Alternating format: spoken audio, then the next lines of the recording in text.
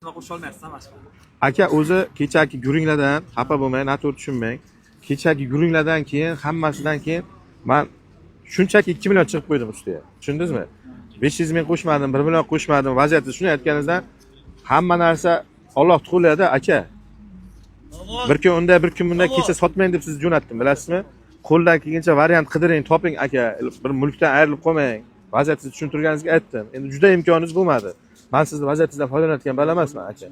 O'sha 2 millionni ham men o'zim shunchaki qo'shdim buni narxi. Buni narxi aloqasi yo'q aka. Hozir shunday bir zamon bo'ldi-da, ismingiz nima aka? Farruh aka, hozir bir shunday zamon bo'ldi. Halol narsa bepul, harom narsa pulli bo'ldi. Odamlar halol narsa bepullik uchun ijtimo qilmaydi, lekin harom pulli o'sha pullikka ochrat bo'lyapti. Shunday zamon bo'lar ekanda. O 2 million chin dildan qo'shilgan pul aka. 42 million deb olganim. Rozimisiz? Joningiz sog' bo'lsin.